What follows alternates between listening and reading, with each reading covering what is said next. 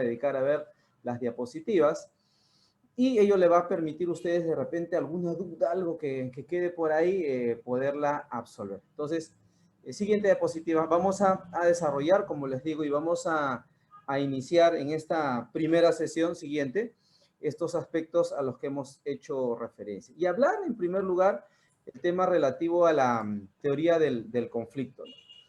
Es indudable, ¿no?, que el hecho de participar en comunidad, el hecho de ser seres humanos, nos permite relacionarnos, ¿no?, con otros, ¿no?, bajo las mismas características. Pero también esta relación nos permite no solamente generar acuerdos, ¿no?, sino que también siempre hay desacuerdos, discrepancias, modos diversos en los que se puede ver la realidad.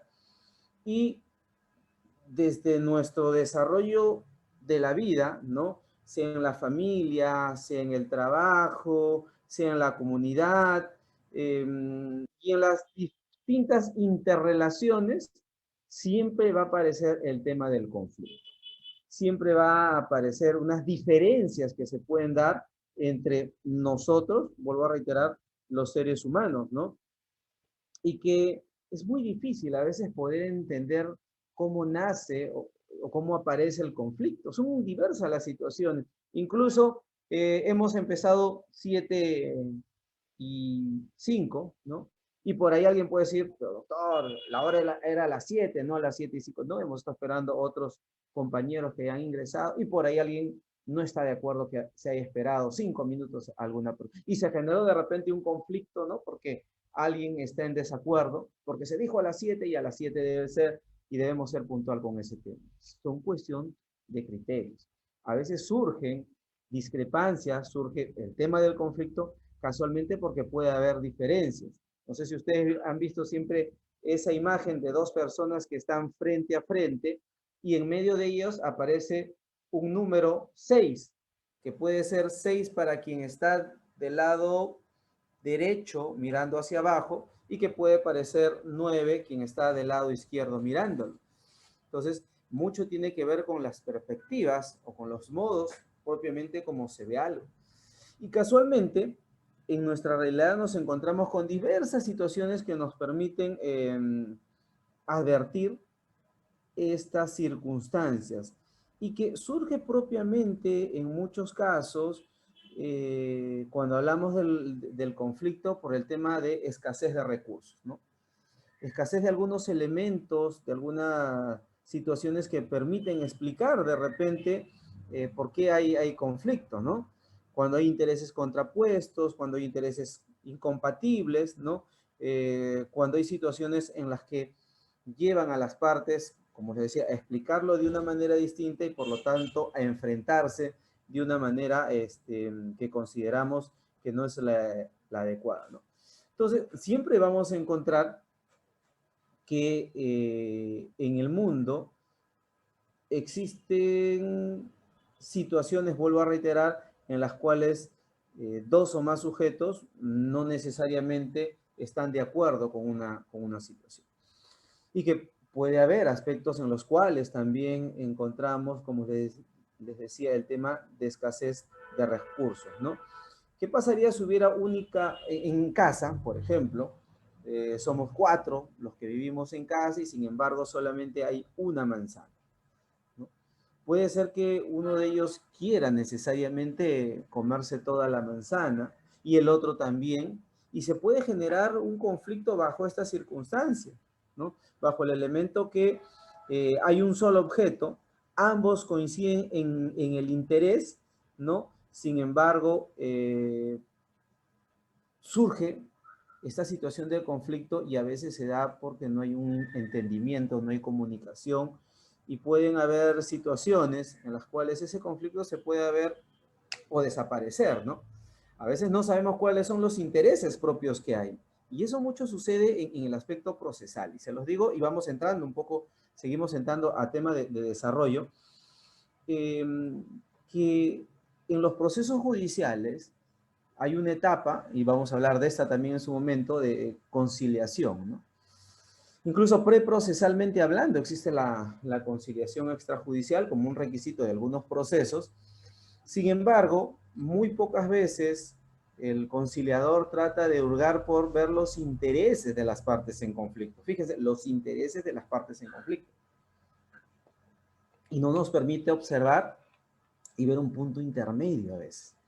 Quienes han estudiado conciliación saben de lo que me estoy haciendo referencia, pero casualmente el conciliador busca solucionar el conflicto de intereses a través de advertir las necesidades de cada una de las partes en el proceso.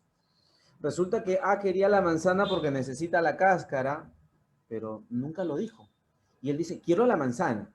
Y B quiere la manzana porque no le gusta la cáscara y quiere evidentemente el contenido, pero no lo dijo. Los dos solamente afirmaron o señalaron la necesidad de querer la manzana, ¿no? Entonces, cuando se empieza a hurgar o analizar propiamente, vuelvo a repetir, entre los intereses y enfocarnos en los intereses de los sujetos, podemos de alguna u otra manera determinar la forma de solución de este conflicto de intereses que puede existir, ¿no? Entonces, en estas situaciones propiamente quedan involucradas siempre dos o más partes, ¿no? Porque el punto de partida, vuelvo a reiterar, es el tema relativo a los conflictos que se dan desde el punto de vista del derecho, ¿no? El conflicto interpersonal, el conflicto social, si bien involucran a determinadas personas naturales o personas jurídicas, podemos analizar, o básicamente acá lo que se busca analizar es ese conflicto que tiene relevancia jurídica. Y el conflicto puede ser definido como un fenómeno, como decíamos, que se da dentro del ámbito de la vida de los seres humanos, por lo tanto es un fenómeno de carácter social en el que participan propiamente dos o más sujetos que perciben la existencia o que tienen intereses contrapuestos. Pero que estos intereses contrapuestos se exteriorizan, ¿no? A través de determinadas conductas, ¿no? Que van dirigidas a poder obtener una respuesta con relación al mismo.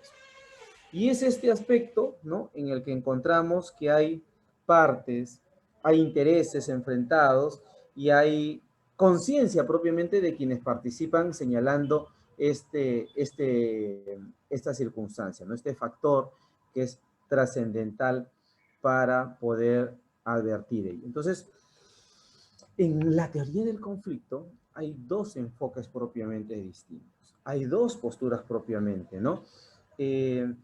Y el objeto de estudio es de verdad bastante amplio para poder analizar. Desde el punto de vista de la sociología, analizar el conflicto, la economía, analizar el conflicto. Vamos a ver y estamos desarrollando desde el punto de vista del derecho, la antropología y múltiples ciencias tratan de desarrollar el conflicto dentro de las clases sociales, vuelvo a reiterar, dentro del punto de vista económico. Vivimos en estos momentos en una etapa de conflicto, ¿no? Y estamos hablando a raíz propiamente de estas futuras elecciones, ¿no?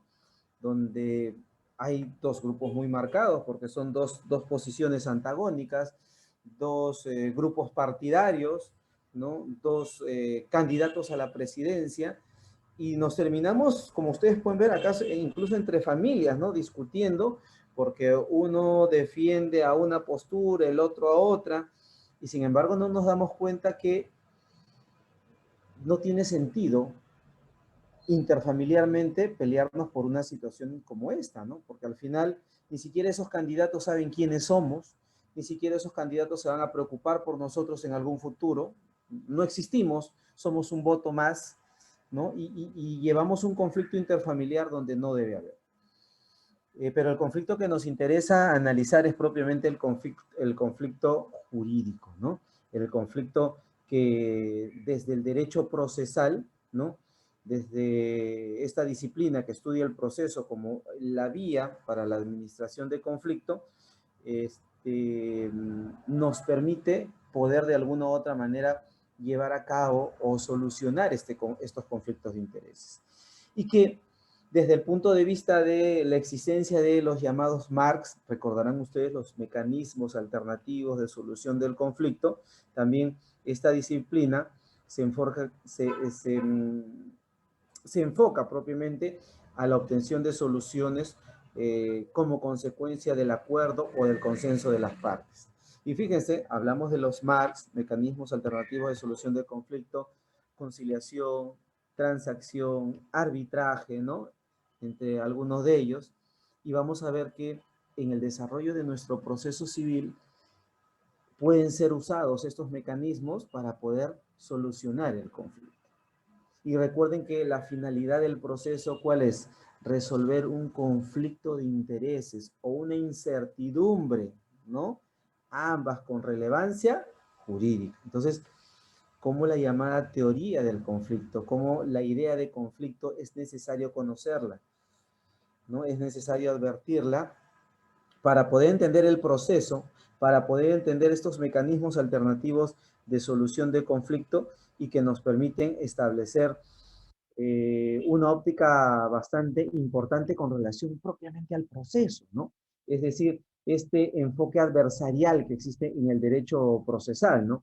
Y para el derecho procesal, la solución del conflicto pasa por una imposición, fíjense, pasa por una imposición, ¿no? De una decisión que se da en relación a ello. ¿Y por qué digo imposición? Porque evidentemente en el proceso judicial participan dos o más sujetos, demandante y demandado. Y el juez va a dar partida por uno de ellos. Y no solamente va a reconocer el derecho o va a efectivizar el derecho, ¿no? A través de un proceso declarativo o a través de un proceso de ejecución, que lo vamos a analizar más adelante, pero que su decisión tiene que materializarse, que su decisión tiene que hacerse efectiva. Por eso hablamos, y fíjense cómo estamos hablando de términos a raíz de la teoría del conflicto, de otros términos que forman parte de este balotario, de la, el tema propiamente que busca establecer el principal aspecto que se da dentro del proceso civil, que es la tutela jurisdiccional efectiva. Cuando hablemos de principios, vamos a hacer referencia a las garantías, a la tutela. Y la tutela jurisdiccional efectiva no solamente es la posibilidad de tener acceso y obtener una decisión respecto de la pretensión que tienen las partes en el proceso, sino también que exista una decisión que se efectivice, que se materialice, que se imponga. Porque evidentemente el juez, a través de una sentencia, lo que va a lograr establecer es imponer la realización de un acto, la realización de un acto de carácter procesal.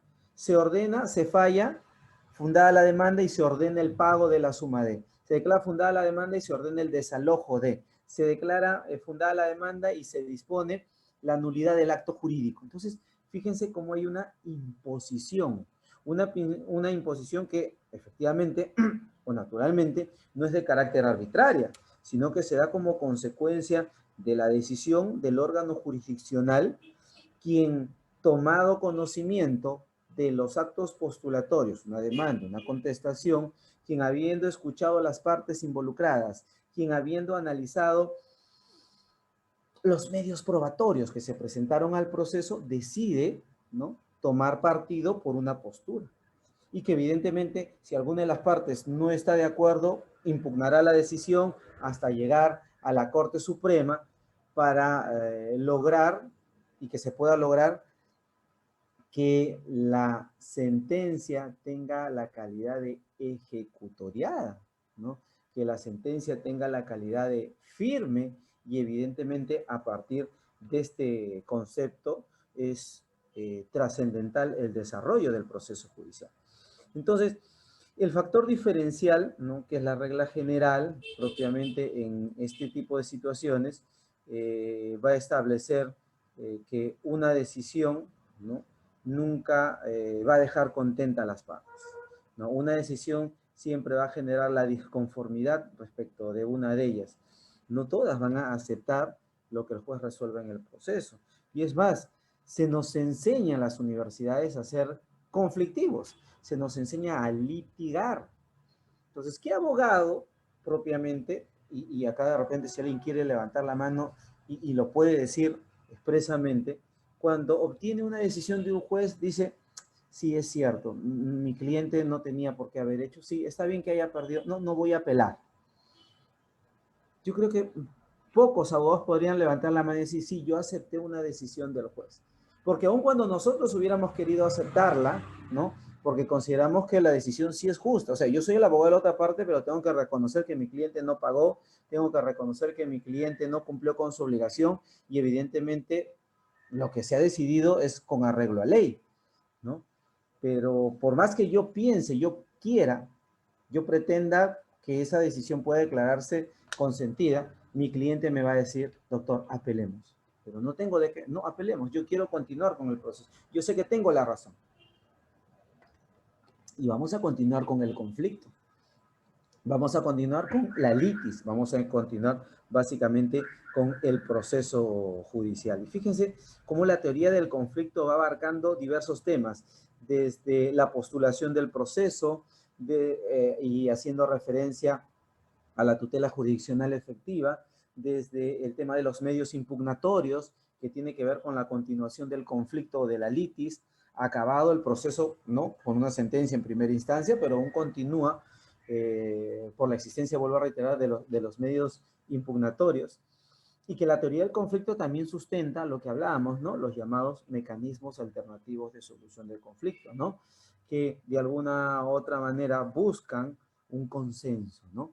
Buscan que las partes involucradas en este conflicto promuevan de alguna u otra manera alguna forma o un mecanismo que puedan solucionar y puedan satisfacer los intereses de todos los participantes, ¿no?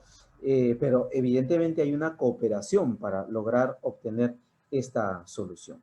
Y en el proceso judicial, al interior del mismo, vemos figuras, ¿no? Como les decía, como la conciliación, como la transacción, ¿no?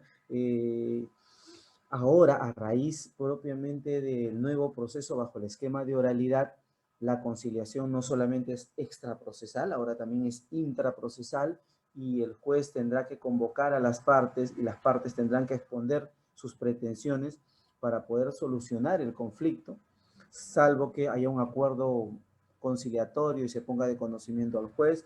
Vuelvo a reiterar, salvo que exista una transacción en las cuales se dé esta circunstancia. Entonces, fíjense cuál importante radica acá la solución que pueda ser obtenida y que satisfaga a ambas partes en el proceso, ¿no? Entonces, la teoría del conflicto solucionada desde el punto de vista procesal obliga, vuelvo a reiterar, a una de las partes al proceso. Es impositiva con relación a la otra parte.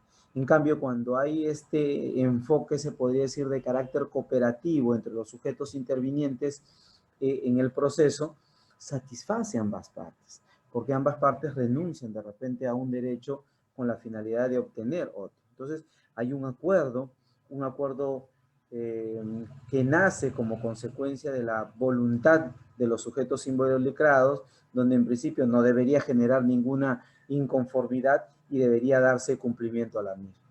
Pero ¿qué es lo que pasa en la práctica, señores? ¿Qué es lo que sucede propiamente en la realidad, no? Que este conflicto, pese a que se ha solucionado a través de un mecanismo alternativo de solución del conflicto, termina por no cumplirse por alguna de las partes, ¿no? Y iniciamos un proceso judicial de ejecución de acta de conciliación, ¿no? Y hablamos nuevamente de teoría del conflicto. Fíjense qué importante es conocer este tema, advertir este aspecto, y hemos visto diversas instituciones en un tema tan básico como uno puede decir, pero doctor, teoría del conflicto, ya dos personas se enfrentan como aparece en esa imagen y listo. Fíjense que es más. Hablar de teoría del conflicto tiene muchos aspectos, incluso establecer la delimitación propiamente de esta circunstancia, la discrepancia que como hemos establecido hace un momento, y tener en cuenta los elementos que se dan dentro del conflicto bajo el desarrollo del proceso civil, ¿no? Como habíamos dicho, El conflicto es una colisión de posiciones, ¿no? Y vista desde el punto de vista del derecho procesal, que vamos a hablar dentro de un momento también sobre el derecho procesal, son tres los elementos que podemos encontrar. Los sujetos, ¿no? Un demandante, un demandado, el objeto, ¿no? Que eso sobre lo que parte la litis, y el interés. ¿Cuál es el interés que tiene cada uno de los sujetos con relación a lo que se pretende, a lo que se les busca, ¿no? Entonces, son estos elementos de carácter subjetivo, son este elemento de carácter objetivo o físico, ¿no? Que es importante poderlo establecer. Sí, siguiente, por favor, ¿no? Entonces, hemos tratado de establecer, bueno, para resumir, ¿no? El conflicto podría establecerse como es algo inevitable, ¿no? En nuestra vida siempre va a haber una situación de conflicto. Siempre se van a dar aspectos en los cuales mmm, no estemos de acuerdo, ¿no? Con alguna persona dentro de nuestra familia, ¿no? O con alguna circunstancia de hecho o de derecho, o como consecuencia de un contrato, de un acuerdo, o extracontractualmente, siempre va a aparecer el conflicto. Y debemos agradecer la existencia del conflicto a los abogados porque casualmente gracias al conflicto vivimos nosotros. Gracias a esta contraposición de posiciones, ¿no? A estas circunstancias en las que se enfrentan dos sujetos, nos permite participar a nosotros, ¿no? Como abogados patrocinantes, sea de la parte demandante o sea de la parte demandada, ¿no? Queremos solucionar a veces un conflicto de intereses, por eso planteamos el inicio de un proceso judicial. Queremos solucionar el conflicto de intereses, por eso que planteamos una conciliación o una transacción, si somos los abogados de la parte demandada, para concluir la litis, para concluir el conflicto. Entonces, es muy importante, ¿no? Como hemos visto, entender la teoría del conflicto, las causas, las manifestaciones, cómo se puede entender algunas formas de solución propiamente del mismo, porque no solamente es hablar y hacer referencia al conflicto, también tenemos que hacer referencia a cómo se puede llevar a cabo o cómo se puede solucionar esto. Y hemos visto que hay aspectos en los que interviene terceros, conciliador, ¿no? Un juez, ¿no? Y vamos y acudimos a un proceso judicial para la solución del conflicto, o que las partes deciden resolverlo directamente ellos, ¿no? A través de otros mecanismos, como les decía, alternativos de solución del conflicto. Siguiente. Y ahí volvemos a analizar este tema cuando se percibe, ¿no? Esta afectación de carácter negativa con relación a los intereses. Diversos autores, como he tratado de establecer ahí, hacen referencia a este aspecto tan importante y trascendental, ¿no? Definiciones que de alguna u otra manera lo hemos ido desarrollando mientras íbamos conversando, ¿no? La presencia de antagonismos, de rivalidades, opciones excluyentes, interferencia de emociones, percepciones distintas, como hablábamos al inicio, ¿no? Forman de alguna u otra manera los aspectos para poder entender o conocer cuándo estamos frente al llamado conflicto. Siguiente. Y como les decía, ¿no? Si bien existen formas de solución de estos conflictos a través de la autotutela, donde implica propiamente la solución propia, donde alguien dice la solución es así, ¿no? Y busca imponer, ¿no? Su decisión, el derecho procesal se concibe de alguna u otra manera bajo este mecanismo, ¿no? Eh, que busca poner fin a un conflicto, ¿no? A través de el empleo de la fuerza para reducir de alguna u otra manera a los involucrados en él. Porque como ustedes advierten, ¿no? En la autotutela hay eso, hay una imposición. El derecho busca la solución del conflicto, pero no propiamente a través de este aspecto de imposición única, ¿no? estamos, vuelvo a reiterar, desde alguna otra forma de un mecanismo, ¿no?, que nos permita solucionar este conflicto de intereses, ¿no?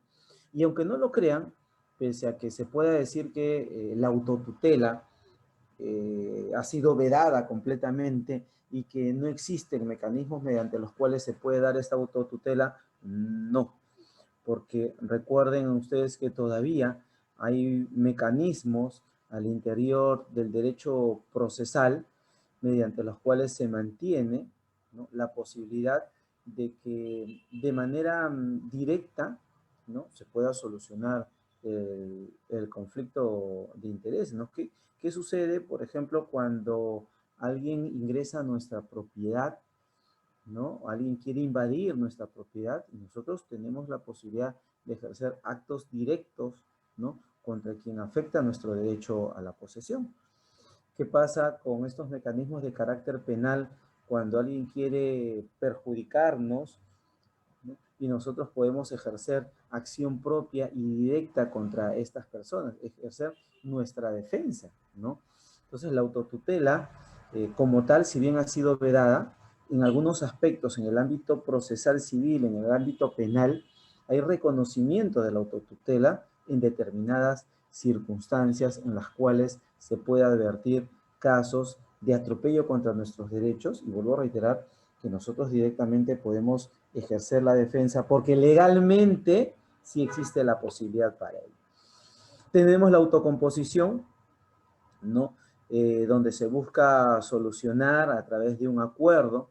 Aquí el conflicto se extingue mediante la renuncia o mediante la concesión del derecho o interés materia de controversia. Acá podemos encontrar que las partes de alguna u otra manera no desean, no quieren aplicar propiamente la fuerza, saben que este aspecto no les va a permitir llevar a cabo una solución propia de este arreglo. Entonces existe una renuncia de manera total, de manera parcial, a los derechos que pudieran tener alguna de las partes, ¿no?, para lograr un mecanismo de autocomposición, ¿no? Autocomposición en la que puede ser de carácter bilateral si es la obtención del acuerdo a través de la renuncia de ambas partes, ¿no? Cada una renuncia aparte de sus posiciones, aparte de sus intereses frente a la otra, y de esta manera se logra establecer un equilibrio, ¿no?, un punto medio para que las partes puedan verse de alguna u otra manera satisfechas y lleguen a un acuerdo. Y existe también la autocomposición de carácter unilateral, ¿no?, que es la solución del conflicto a través de la renuncia total de la posición, ¿no? Esta renuncia puede provenir de uno de los sujetos o de ambos sujetos. Y fíjense, aunque ustedes no lo crean, estos mecanismos de autocomposición también se dan en el proceso civil, ¿no? En este proceso civil encontramos figuras como el allanamiento y el desistimiento, ¿no? En el allanamiento, la parte resistente cede, ¿no?, al pedido de quien pretende, o sea, del demandado, y de alguna u otra manera otorga lo que ha solicitado, lo que ha requerido, sin oponer ningún mecanismo de defensa, ¿no?, sin requerir nada a cambio. Es la figura del allanamiento. Fíjense qué importante como mecanismo de autocomposición. Entonces, puede haber una pregunta, ¿no?, en el examen que haga referencia a esto, ¿no? Si el allanamiento es o no un mecanismo de solución del conflicto, o si el allanamiento se puede entender como A, autocomposición, B, heterocomposición, C, un acuerdo entre las partes, ¿no? Entonces, ¿cómo entendemos a esta figura, ¿no? Me vuelvo a reiterar, desde el punto de vista de la autocomposición, el allanamiento y el desistimiento son mecanismos o formas legales en las que aparece, bajo el imperio de nuestro Código Procesal Civil, estas dos figuras. Y el desistimiento, que no lo habíamos indicado, ¿no? La parte que exige algo, ¿no? De alguna u otra manera renuncia a dicho reclamo, ¿no? Bajo el desistimiento, la parte decide ya no continuar de repente con la litis, ya no continuar con el proceso judicial, y fíjense cómo es una forma en la que el proceso puede acabar, ¿no? No solamente son mecanismos autocompositivos, como ustedes pueden ver, sino formas en las cuales puede concluir el proceso, ¿no? Fíjense qué interesante, y aunque no lo vean, seguimos haciendo referencia a la teoría del conflicto y a estas instituciones que se van sumando a lo que hacemos referencia hace un momento. Por eso que hablar del conflicto es de repente horas y horas, y seguiríamos haciendo referencia a este aspecto tan interesante, ¿no? Ya en la heterocomposición, ¿no? Que se busca la solución del conflicto a través de un tercero, ¿no? A un tercero ajeno, ¿no? Cuando en la autocomposición son las mismas partes las que participan. En la heterocomposición, por ejemplo, ya interviene un tercero, ¿no? Y las formas en las que puede aparecer casualmente esta intervención del tercero, estas formas de heterocomposición, la encontramos a través del arbitraje y la encontramos a través de el proceso civil, ¿no? El proceso civil o el proceso propiamente es una de las formas de heterocomposición, ¿no? Y como ustedes pueden ver, ¿no? ¿Cómo entender al derecho procesal para tomar partida por hacer referencia al proceso civil, ¿no? El derecho procesal civil es un mecanismo, ¿no? Un mecanismo que permite materializar o que permite hacer efectivo el derecho sustantivo, ¿no? Un mecanismo o una herramienta que me permite lograr que el derecho que está establecido o reconocido en una norma se pueda hacer efectivo a través de un conjunto de reglas, a través de un conjunto de procedimientos o a través de un conjunto de actos que de alguna u otra manera permitan o permitan establecer este aspecto, ¿no? Este aspecto tan importante, ¿no?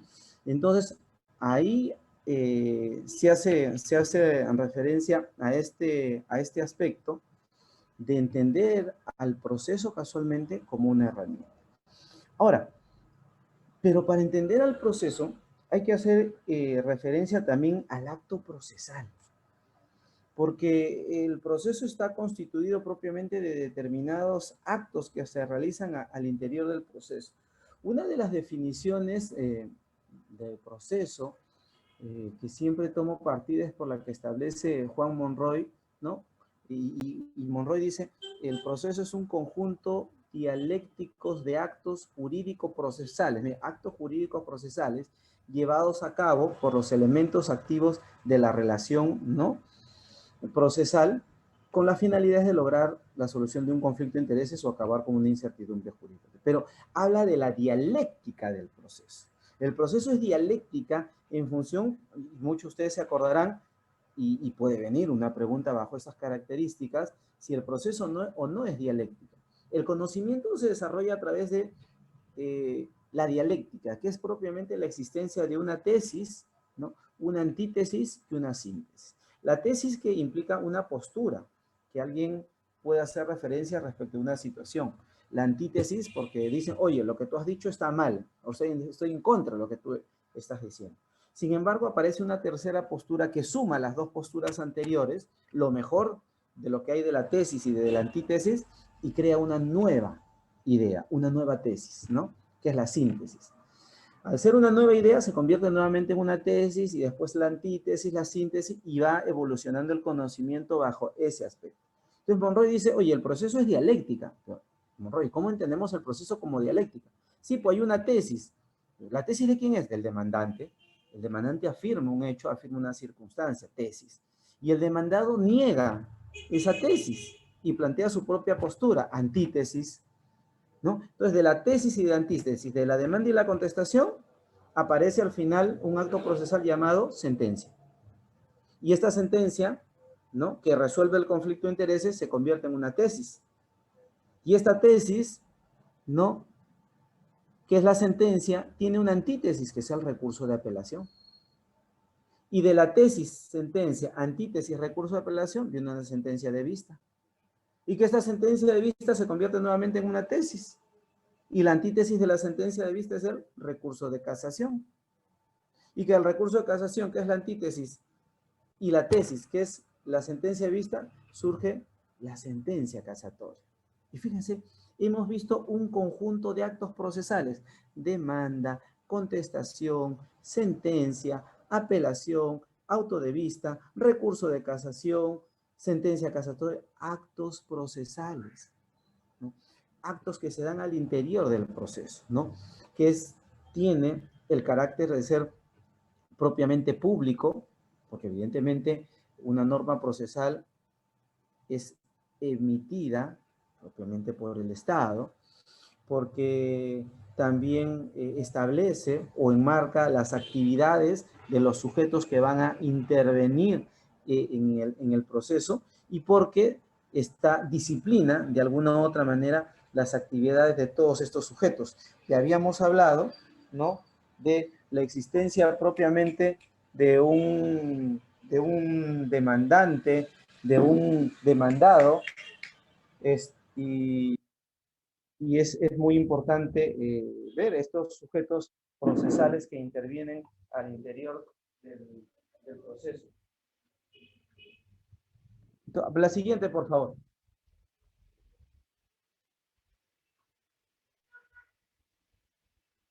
Entonces, como ustedes pueden advertir, bajo estas circunstancias que hemos tratado de hacer referencia en este momento, podemos entender que hay actos procesales y hay que definir los hechos, los actos y los actos propiamente procesales, ¿no? ¿Cómo se clasifican o cómo han clasificado diversos autores con relación a este tema, ¿no? Si vamos a tomar en cuenta, de acuerdo al sujeto que realice el acto procesal, vamos a encontrar que hay actos del órgano jurisdiccional, ¿no? Y ahí encontramos actos de gobierno. Recuerden ustedes que se pueden dar en el proceso judicial, ¿no? No propiamente en el proceso, estamos hablando de las resoluciones administrativas que se emitan al interior del proceso,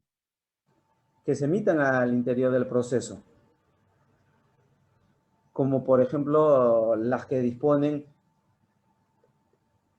por ejemplo las que establecen de alguna otra manera, los aranceles judiciales, por ejemplo. Son actos de carácter de gobierno que son realizados por el órgano competente para ello. Fíjense, y hablando de derecho procesal, por ejemplo, vivimos bajo un sistema de oralidad en el proceso civil, ¿no?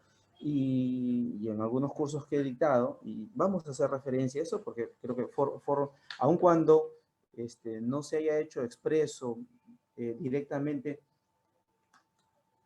en este evaluatario, hacer referencia por la oralidad en el proceso civil es una realidad que no podemos desconocerla. Y es más, señores, el 10º pleno casatorio, en la quinta regla, de alguna u otra manera reconoce, ¿no?, que hay un proceso civil bajo el esquema de oralidad, ¿no? Bajo el esquema de oralidad podemos encontrar esta circunstancia, ¿no? Y ello vamos a ir hablando para tomar partida por todo esto, ¿no? Entonces, en estos actos de gobierno, como les decía, se estableció un reglamento, ¿no? Un reglamento que fija que tenemos un proceso civil oral, un proceso en el que hay un saneamiento, ¿cómo le puedo explicar? Hay determinadas actuaciones que no lo vamos a encontrar en el Código Procesal Civil, ¿no? Una audiencia preliminar. Ustedes agarran su Código Procesal Civil y no van a ver que existe audiencia preliminar. Agarran su Código Procesal Civil y van a ver que no hay un alegato de apertura, ¿no? Van a ver que no hay un alegato de clausura. Entonces dicen, oye, ¿cómo el proceso se está llevando estas características? Es que hay un reglamento, ¿no?, de la oralidad en el proceso civil. Entonces son actos de un órgano de gobierno, ¿no?, realizado al interior del proceso y que ha establecido, ¿no? De acá podemos discutir, ¿no? Oye, pero un reglamento es más que un código. Un reglamento puede de alguna u otra manera modificar el Código Procesal Civil. Ese es un tema de discusión muy interesante, pero es lo que existe en la actualidad. Entonces puede venir una pregunta en el examen que haga referencia a las fases por las que pasa el proceso civil. Y si te dice ahí, que hay una audiencia preliminar y una audiencia de pruebas, esa es la respuesta exacta, porque esas son las dos fases por las que pasa un proceso de conocimiento o abreviado. Y un proceso sumarísimo, evidentemente, en una audiencia única se llevará a cabo la audiencia preliminar y la audiencia de pruebas. Y que si te pueden preguntar, oye, en un proceso civil, ¿hay alegatos de apertura? Sí, sí lo hay. ¿Hay alegatos de clausura? Sí, sí los hay. Entonces, en muchos valotarios, algunos que he visto, los que hay hasta la actualidad, ninguno ha hecho o hace referencia a este aspecto de la oralidad en el proceso civil. Dentro de estos órganos judiciales, ya hablamos propiamente de las decisiones que se realicen al interior del proceso y encontramos las resoluciones judiciales. Y en resoluciones judiciales tenemos a las sentencias, a los autos y a los decretos, básicamente como mecanismos mediante los cuales el juez se comunica con las partes al interior del proceso. Son los actos de comunicación, ¿no? ¿Cómo hablo yo con el juez o cómo se comunica el juez conmigo durante el desarrollo del proceso? Oye, me va a responder a través de un decreto, un auto, y va a concluir el proceso a través de una sentencia. Entonces, ya desde el otro punto de vista, hablamos de los actos de las partes, ¿no? Y en los actos de las partes vamos a encontrar, en principio, los actos de postulación. Y ahí tenemos a la demanda, ¿no? Tenemos a la contestación, tenemos a las excepciones, tenemos a las cuestiones probatorias, ¿no? Tenemos a las diversas actividades que puede realizar el demandante o el demandado en la etapa de postulación. Y recordando un poquito, ¿no? Ustedes saben que el proceso judicial pasa por 5 etapas. Una etapa postulatoria, una etapa probatoria, una etapa decisoria, una etapa impugnatoria y una etapa ejecutoria. Y en esta etapa postulatoria encontramos estos aspectos, ¿no? De ahí vamos a advertir que hay actos de impulso del proceso, ¿no? Por eso que cuando impulsamos el proceso, el juez no va a responder a través de decretos, que son resoluciones de mero trámite al interior del proceso judicial. Y que dentro de los actos propiamente de la etapa impugnatoria, ¿no? Vamos a entender los actos de impugnación, la apelación, casación, la nulidad, ¿no? Y finalmente tenemos los actos probatorios, ¿no? Los actos mediante los cuales las partes introducen pruebas al proceso, ¿no? Y que casi siempre se dan en los actos postulatorios, en la demanda o en la contestación, pero se pueden dar excepcionalmente después de esa etapa. Y recordemos que el 10º pleno casatorio hace referencia casualmente a la posibilidad que tiene el juez, como les decía hace un momento, ¿no? De incluir, ¿no? Medios probatorios al proceso, a través de la figura que se llama propiamente, ¿qué cosa?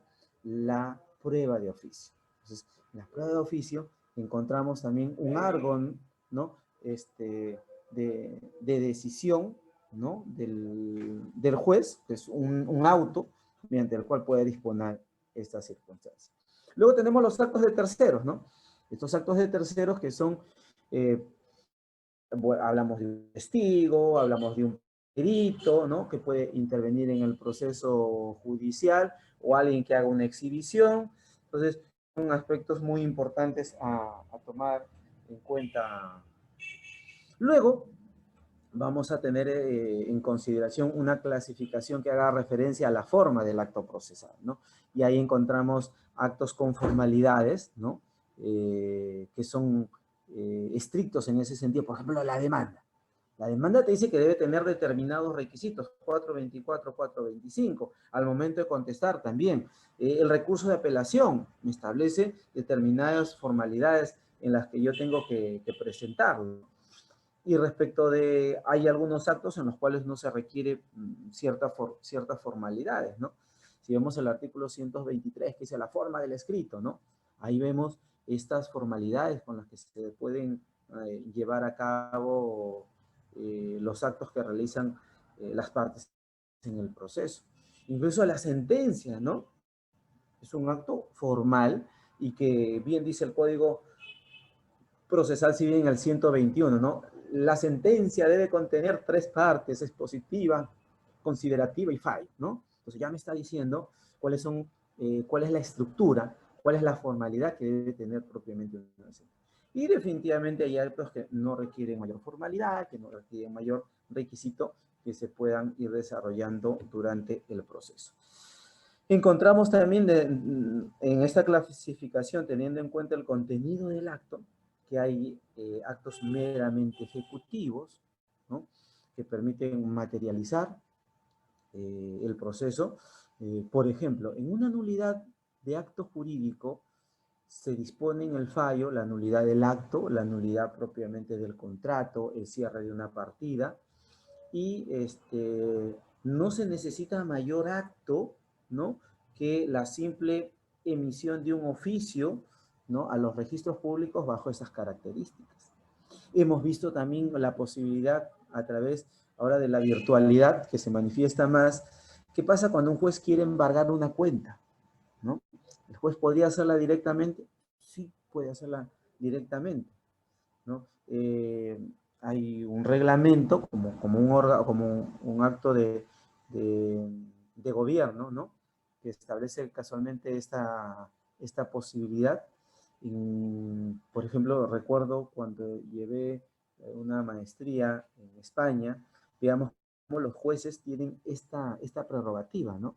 Ellos mismos pueden ingresar a una partida registral y ejercer el embargo, materializar el embargo. Ellos mismos pueden entrar a una cuenta de ahorros, ¿no?, y poder embargar una cuenta determinada de manera directa, de manera inmediata, ¿no?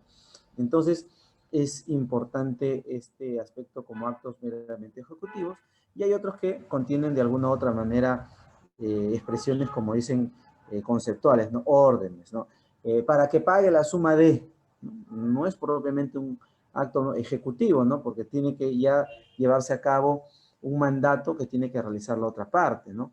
Se dispone la transmisión del derecho de propiedad, ¿no?, o ciertas declaraciones o ciertas afirmaciones que se pueden dar en el contenido de una decisión judicial propiamente, y más hablamos de un auto o de una sentencia. Disculpen, porque en los decretos no encontramos este tipo de decisión. Siguiente. Entonces, hasta lo anteriormente visto, que es el tema de la teoría del conflicto y que es el tema relativo a el proceso y los actos procesales, hasta ahí, si no hay alguna pregunta por ahí que quieran levantar la mano o que quieran escribir, por favor, háganlo. Les pido que cuando yo ya inicie un segundo punto, ¿no?, y si hay alguna pregunta con el punto anterior, me gustaría que lo pudieran realizar, ¿no? Cualquier cosa, como les digo, se les abre el micrófono o pueden a realizarlo a través del chat, ¿no? Les pido eso, por favor, y ahí vamos avanzando así. Doctor, buenas noches, ¿me escucha? ¿Aló? Sí. Doctor, ¿me escucha? Sí, sí, sí, ¿te escuchó? Sí, y doctor, yo creo que este tema tiene que ver con la tutela jurisdiccional efectiva. El profesor Omar Sumaria y el profesor y el maestro Monroy Galvez hablan sobre la tutela diferenciada, ¿no? La tutela de urgencia y la tutela anticipada. Y quería, por favor, si me puede hacer alguna diferenciación entre estos dos temas, ¿no? Inicialmente, entiendo que las medidas cautelares, por ejemplo, ¿cuándo es tutela de urgencia o cuándo es tutela anticipada? O cuáles son los presupuestos para la tutela de urgencia y la tutela anticipada, ¿no? Y si la prueba anticipada sería tutela de urgencia o tutela anticipada. Gracias. Excelente. Sí, o sea, estos aspectos de la tutela de urgencia y la tutela anticipada han sido muy bien desarrollados por estos expositores y evidentemente Juan Monroy, que es el padre del Código Procesal Civil, ¿no? Aunque él dice siempre que este es un monstruo que él ya desconoce. Pero sí, cuando hablamos de una tutela propiamente cautelar, ¿no? En las medidas cautelares, como ustedes saben, son mecanismos, ¿no?, para la protección o eficacia del proceso. Y tanto en los procesos de conocimiento como en los procesos ejecutivos se puede dar la posibilidad de alguna otra manera de adelantar los efectos de unas, o proteger lo que podría ser una sentencia a futuro, ¿no? Entonces, la decisión cautelar tiene propiamente estas características, ¿no? Que permite de alguna u otra manera garantizar, vuelvo a reiterar, los efectos en los cuales encontramos, ¿no? Tanto, como les decía, en lo relativo al proceso cautelar. En cambio, cuando hablamos de la tutela anticipada, ¿no? Vemos, fíjense, este aspecto tan importante que tiene que ver con no solamente la posibilidad de obtener una protección a una futura decisión, sino que de alguna u otra manera estamos logrando adelantar la decisión. Estamos logrando de alguna u otra manera que estas ya se puedan hacer efectivas, que estas ya se puedan materializar, ¿no?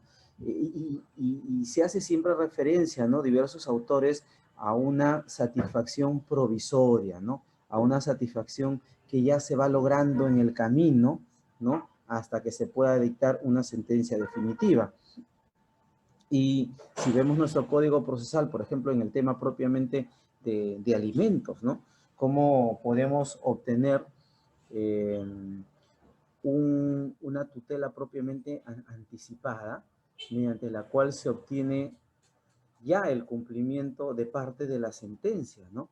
Y donde vamos teniendo un monto hasta que salga o se expida la sentencia definitiva. Y fíjense, una característica importante de esta tutela anticipada que está casualmente ligada a este acto que realiza el juez en el proceso con relación a los procesos de alimentos es lo siguiente. Partamos de una premisa. Las medidas cautelares siempre se realizan a solicitud de parte. Es la parte la que solicita y el juez la que determina si se debe conceder o no se debe conceder en función a los requisitos establecidos en el 610 o en el 611 del Código Procesal Civil, y que de acuerdo al cumplimiento de eso el juez me las concede o me las concede de una manera distinta a la que he pedido. Sin embargo, ¿no? Cuando hablamos de una asignación anticipada de alimentos que se considera una medida cautelar, no es propiamente una medida cautelar, es ya una tutela anticipada y que fíjense, es una tutela anticipada dictada por el juez de oficio, que no requiere la solicitud de las partes, en este caso de la parte demandada, de una medida cautelar, ¿no? O que le pueda ir reconociendo de manera anticipada los derechos.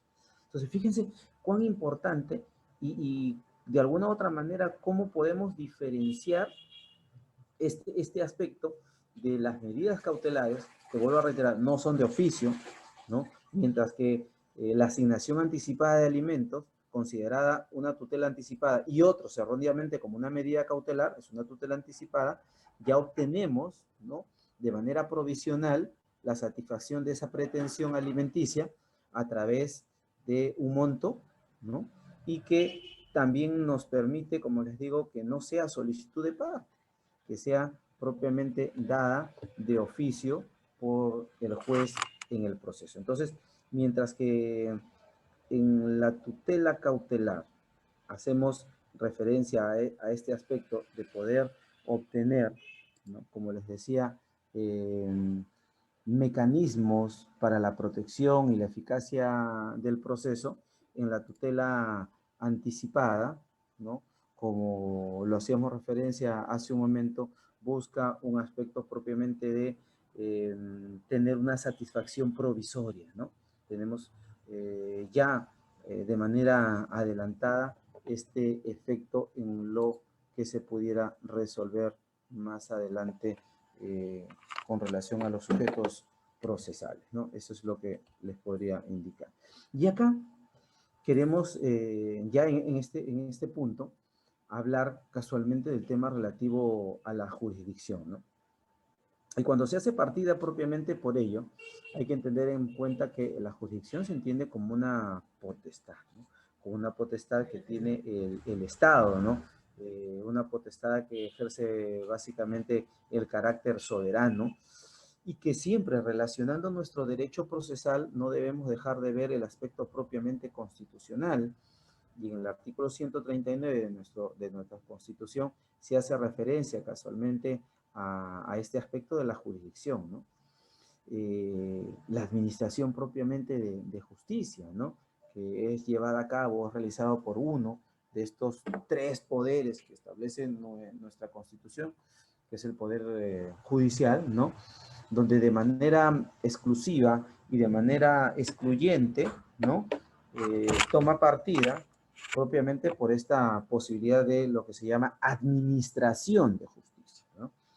Y se establece un orden jerárquico, ¿no? Mediante el cual se puede ejercer este aspecto propiamente de jurisdicción, ¿no? Desde la Corte Suprema, las Cortes Superiores, los juzgados especializados, los juzgados propiamente de paz, ¿no? Y en esta organización, ¿no? Vertical propiamente, vamos a entender que se advierten instancias, ¿no? Una primera, una segunda instancia, una Corte Suprema en la que resuelve de manera definitiva y que no es propiamente una instancia, ¿no? Entonces, esta facultad, este poder soberano que tiene el Estado de resolver un conflicto de intereses, lo encontramos propiamente a través del Poder Judicial, a través de la jurisdicción, a través de esta potestad de resolver estas controversias, ¿no? Y que se le ha dado, fíjense, constitucionalmente también hablando, la posibilidad a otras instituciones que ejerzan esta potestad jurisdiccional, ¿no? Por ello, el tribunal ha reconocido este aspecto cuando vemos a los árbitros, ¿no? Que tienen esa potestad de resolver conflicto de intereses. Tenemos a las comunidades nativas, ¿no? Tenemos también todos estos instituciones que de alguna u otra manera también ejercen potestad jurisdiccional de acuerdo al ámbito del Jurado Nacional de Elecciones, ¿no? Que tiene este aspecto tan importante a tomar en cuenta. Siguiente, por favor. Profesor, buenas noches. Buenas Quisiera noches. hacer una consulta, Sí, doctora. Doctor, yo le escuché atentamente cuando nos hablaba un poco del conflicto, ¿no? Correcto. Pero quisiera saber a su opinión, cuando nos pregunten, ¿no? En el examen qué es teoría de conflicto, ¿vamos a contestar qué es conflicto y sus soluciones o solamente qué es conflicto? No me ha quedado claro ese tema. ¿Qué es teoría de conflicto para usted? Ya. La teoría del conflicto es la que estudia o analiza propiamente el tema de las situaciones en las cuales hay una controversia, situaciones en las cuales hay este aspecto en el cual existen dos conflictos propiamente distintos. Entonces, hay que entender al conflicto como un fenómeno. Como le decía, el conflicto es un fenómeno de carácter social, ¿no? En el que dos o más sujetos perciben que tiene intereses contrapuestos. Entonces, hablar del conflicto es hablar de intereses contrapuestos. Y que estos intereses contrapuestos, como le decía, se van a exteriorizar, ¿no?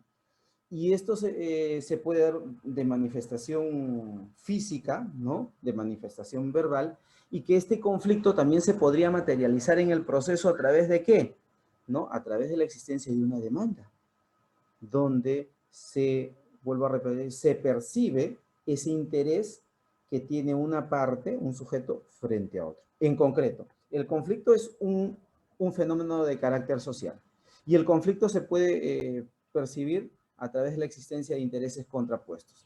Y el conflicto siempre va a aparecer en un proceso judicial. No puede existir ningún proceso judicial en el que no haya conflicto. Y que casualmente, como les comentaba, ¿no? ¿Cuál es la finalidad del proceso? ¿Qué es lo que ha establecido el Código Procesal Civil? La finalidad del proceso es resolver un conflicto de intereses o una incertidumbre, ¿no? Ambas con relevancia jurídica. Entonces, el conflicto participa casualmente del proceso. Es un elemento necesario en el proceso. Es un elemento que permite dar inicio al proceso y que permite concluirlo. Porque casualmente, si no hay conflicto y si no soluciono ese conflicto, ¿no? No estamos hablando de que un proceso puede terminar. Y esa es la finalidad del proceso, la solución propiamente del conflicto. Entonces, para nuevamente reiterar, ¿no? ¿Qué es el conflicto? Es un fenómeno social, es un fenómeno en el que se perciben, vuelvo a reiterar, intereses contrapuestos, ¿no? Y que esto se puede exteriorizar a través de una demanda, ¿no? Y a través, como les digo, del inicio de un proceso judicial. Entonces, hablar de tutela jurisdiccional efectiva es también un tema bastante amplio, bastante arduo, pero es necesario definirlo en dos aspectos. Hay que entenderlo, como lo ha dicho el Tribunal Constitucional, y muchas veces ha hecho referencia el profesor Eloy Espinosa, ¿no? Cuando se refiere a la tutela jurisdiccional efectiva, ¿no? Si bien todos tenemos el acceso, ¿no? O la posibilidad de acceder a los órganos jurisdiccionales en busca de una respuesta, en busca de una solución, a lo que hablamos, a una solución, a una pretensión que nace ¿de qué? De un conflicto. Entonces, la tutela jurisdiccional se debe entender como esa posibilidad que tengo yo de acceder a los órganos jurisdiccionales. Y desde otro punto de vista, que ese órgano jurisdiccional dé una respuesta a lo que nosotros estamos planteando. Porque no hay tutela jurisdiccional si el juez no me responde a mi pretensión. Entonces, muchas veces decimos, oye, doctor, están pasando meses de meses y hasta ahora no tengo una sentencia. O sea, no hay tutela jurisdiccional. Y aparece otra denominación, otra figura como es el llamado plazo razonable, ¿no? Porque los procesos deben resolverse entre los plazos que establece la ley, o más o menos dentro de plazos en los que el juez tendría, ¿no?, que solucionar ese conflicto de intereses, porque lo hace a través de una sentencia. Entonces, podemos ver este aspecto. La tutela jurisdiccional no solamente es el acceso, sino obtener una decisión. No necesariamente una decisión favorable, porque siempre hemos visto hace un momento que una decisión va a favorecer a alguien y otra persona no va a estar conforme con lo que se resuelva con relación a ella y va a aplicar los mecanismos o los medios de impugnación que existen, ¿no? Los medios impugnatorios. Entonces, tutela jurisdiccional como acceso, tutela jurisdiccional como la posibilidad o la obligación del ente jurisdiccional de dar una respuesta. Pero el otro aspecto implica que esa decisión que puede emitir el órgano jurisdiccional también se materialice, también se haga efectiva. Por eso es la tutela jurisdiccional efectiva. O sea, ¿de qué vale que yo solicite una pretensión ante el órgano jurisdiccional, ante el Estado? ¿De qué vale que me respondan positivamente si solamente tengo la sentencia y no la puedo ejecutar? Doctor, tengo 3 años tratando de lanzar a un individuo. Tengo 3 años de una sentencia que dice procede hacia el lanzamiento y no lo puedo hacer. La pregunta es, ¿estaríamos hablando de tutela jurisdiccional efectiva en ese caso? ¿Se estaría materializando esta garantía, ¿no?, de tutela jurisdiccional efectiva en una sentencia que no se materializa, que no se cumple? Definitivamente que no. Definitivamente que no hay tutela jurisdiccional efectiva. Entonces, implica estos aspectos. Y eso hay que diferenciarlo, y vamos a ver más adelante, de lo que es el debido proceso, ¿no? Porque a veces, de alguna u otra manera, hay quienes sostienen, ¿no?, que el debido proceso está dentro de la tutela jurisdiccional efectiva y que si bien el proceso tengo que acceder a él, tengo que obtener una decisión, pero esta decisión que voy a obtener del juez no tiene que darse bajo determinados parámetros, ¿no? La posibilidad de que las partes tengan igualdad de armas, que puedan los mismos plazos procesales, que puedan utilizar los medios impugnatorios, que se le pueda emitir la prueba, etc., etc. Porque esta garantía del debido proceso tiene un haz, ¿no?, de derechos, tiene un haz de garantías, ¿no? Es con una pluralidad propiamente de derechos que podemos encontrar en ellos. Entonces, la tutela, desde ese punto de vista, entenderlo, ¿no? Porque a veces hay preguntas que la tutela jurisdiccional solamente comprende el acceso al... No solamente comprende el acceso. La tutela jurisdiccional comprende el acceso y obtener una decisión favorable, fíjense, A veces viene una decisión favorable, no, porque no necesariamente tiene que ser una decisión favorable para que sea efectiva. Tiene que obtenerse una decisión, no tiene que dar una respuesta a una pretensión. La tutela jurisdiccional implica también poder materializar la sentencia, claro, implica también este aspecto. Entonces, cuando veamos estos tres elementos, estamos configurando tutela jurisdiccional efectiva. Y si dentro de las preguntas nos ponen los tres y dicen, no es tutela jurisdiccional efectiva, nos ponen el acceso, la resolución o una decisión del juez, ¿no? Que la decisión se materialice, y de ahí nos ponen aplicar los medios impugnatorios. O sea, esa no entra dentro de la tutela jurisdiccional efectiva, porque comprende solamente estos tres aspectos a los que estamos haciendo referencia. Siguiente, por favor. Y como les decía, ¿no? Tutela jurisdiccional y debido proceso hay que, de alguna u otra manera, diferenciarlos, porque el debido proceso tiene al interior del mismo diversas prerrogativas, diversas garantías, diversos derechos que lo conforman. Decíamos que el derecho a la tutela comporta el acceso, ¿no? Comporta el hecho que el tribunal resuelva las pretensiones, evidentemente conforme a derecho, y que las decisiones, ¿no?, se materialicen, se efectivicen, se cumplan, ¿no? Y a raíz de esto, evidentemente hay un respeto a una cosa juzgada, se puede dar la posibilidad como ejercicio de la efectividad de las resoluciones, medidas cautelares en ejecución de sentencia. Podríamos iniciar procesos judiciales, ¿no?, propiamente de materializar, ¿no?, estas decisiones por la ejecución de sentencias, como hay un capítulo propiamente del Código Procesal Civil bajo esas características. Y del otro lado, tenemos al derecho, o al llamado derecho al debido proceso, ¿no?, que implica, como les decía, un haz de garantías. Estas no son las únicas, hay muchos más, y todas implican casualmente la existencia de un proceso que cumpla con las garantías que requieren las partes en el proceso. Hay quienes cuestionan el término de debido proceso porque dicen, entonces, ¿existe un indebido proceso? Claro, pues si un proceso no cumple con los aspectos mínimos, con las garantías que se establece ahí, como el derecho a un tribunal independiente y de carácter imparcial, el derecho a un juez natural, el derecho de defensa, el debido a un debido procedimiento, a una sentencia motivada, incluso el derecho a los medios probatorios que están propiamente del debido proceso, ¿no? Son elementos que se tienen que tomar en cuenta para poder configurar o decir que estamos frente a un debido proceso. Y que fíjense, estos elementos tenemos que conocerlo y saberlo advertir, porque casualmente una de las garantías constitucionales que se tienen, como es el proceso de amparo, se sustenta casualmente, vuelvo a reiterar, en la posibilidad de que yo pueda interponer una acción de garantía sustentándonos en que se ha vulnerado la tutela jurisdiccional o se ha vulnerado el debido proceso.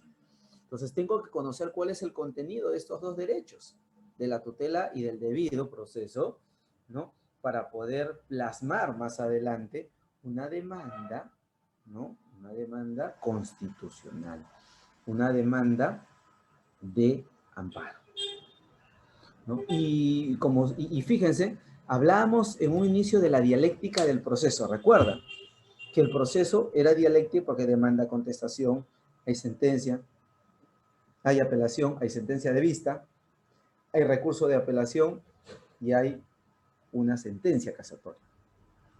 Entonces, el proceso podría terminar ahí, o debería terminar ahí, sí, pero quien quiere convertir y quiere continuar con la dialéctica del proceso, convierte a una sentencia de la Corte Suprema en una tesis. Fíjense, convierte a una sentencia de la Corte Suprema en una tesis y yo planteo una antítesis contra esa decisión. ¿Y cómo planteo esa antítesis?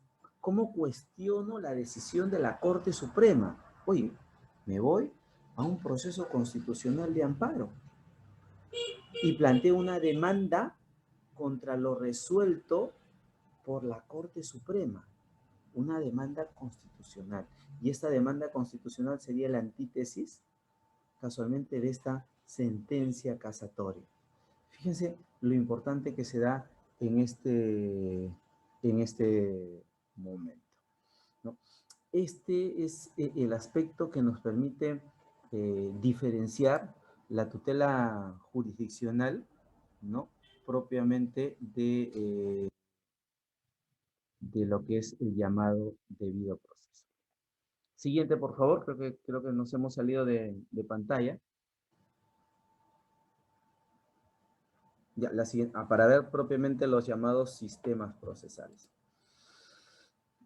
En esto, la verdad, poco o casi nada he podido ver con relación a algunas preguntas que se hagan referencia con relación a los sistemas procesales. Por eso no vamos a ahondar en el tema, pero sí hacer una referencia conforme lo establece el balotario y conforme se nos ha encargado, ¿no? Los sistemas procesales se entienden propiamente como un conjunto de principios, un conjunto de instituciones que determinan una manera de ver el proceso, ¿no? Una manera en la que se puede partir de que el Estado decide de alguna manera o de alguna forma tomar partida, ¿no? Tomar apreciación, tomar aspecto por un tipo, una forma en la que se pueda llevar a cabo los procesos judiciales, ¿no? A partir de ello, vamos a encontrar, y fíjense, a partir de 1993, que tenemos nuestro Código Procesal Civil, nuestro Código Procesal Penal, un Código Procesal Constitucional, incluso nuestro mismo Código Civil, ¿no?, tiene un título preliminar. Un título preliminar que marca los diversos principios que pueden sustentar propiamente la norma, ¿no? Y los principios son normas de maximización, ¿no? Normas que permiten ampliar el radio de amplitud en cuanto al reconocimiento o protección de determinados derechos, ¿no? Y estos principios son importantes tenerlos en cuenta de acuerdo a cada sistema procesal. Y va a determinar de alguna u otra forma si nos encontramos frente a uno, ¿no?, o a otro. Y el sistema legislativo, casualmente, nuestro poder legislativo, a través de este aspecto, va a poder, si nos estamos afiliando a qué tipo de sistema. Siguiente, por favor. Y bajo esta prerrogativa, encontramos propiamente, que existen sistemas propiamente como el privatístico o dispositivo, o el sistema publicístico o inquisitivo. Dos grandes sistemas que sustentan, ¿no?, la manera en la que se tiene que desarrollar o que se tiene que llevar a cabo el proceso judicial. La siguiente diapositiva, por favor. Entonces, ambos tienen aspectos muy importantes que se tienen que tomar en cuenta. En un sistema privatístico, vamos a encontrar evidentemente que surge a raíz de la ideología propiamente de la Revolución Francesa, ¿no? Y recordarán ustedes que la Revolución Francesa se sustenta en aspectos de estos puntos de vista de la libertad, ¿no?, de la igualdad, ¿no? Siguiente diapositiva, en la cual permite de alguna u otra manera afirmar que los derechos no son control propiamente del Estado, que son un control propiamente de las partes, ¿no? Y fue lo que se empezó a plantear, la relación de equiparidad que se puede dar entre los sujetos, ¿no?, y que existían de manera privada las relaciones, ¿no? Y que estas relaciones y el contrato, que era un acuerdo de voluntades, se trasladaba incluso a la idea de proceso. Van a recordar ustedes que la idea del proceso judicial en un primer momento se hace ver como un contrato. El proceso, decían, es un contrato, ¿no? ¿no? Porque se tomaba este sistema privatístico al proceso. Y cuando se explicaba la naturaleza del proceso, se decía, no, el proceso es un contrato, es un acuerdo de voluntades, ¿no? Y después se dijo, no, el proceso es un cuasi contrato.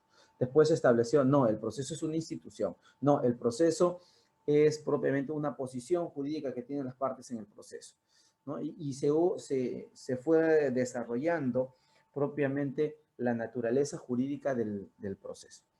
Pero hablando de sistemas propiamente, de sistemas procesales, el sistema privatístico trata de desarrollar este aspecto, ¿no?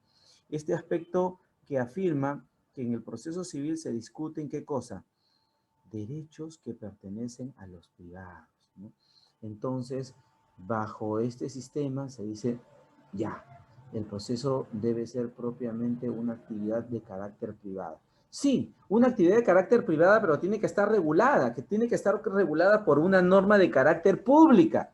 Y por eso tenemos un código procesal civil, ¿no? Un código procesal civil que establece los elementos o los parámetros, pero que este código procesal civil reconoce, ¿no?, la iniciativa privada de las partes. Reconoce que un proceso judicial se inicia porque una de las partes pretensiona. Reconoce también estas situaciones y la posibilidad propiamente de disponer del proceso judicial.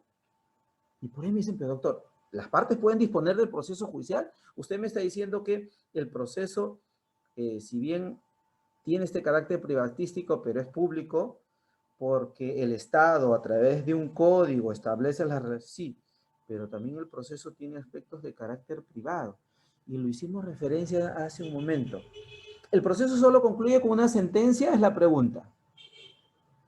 No, porque existen otros mecanismos, incluso dice anormales de conclusión del proceso. ¿Qué es la transacción? ¿Qué es la conciliación?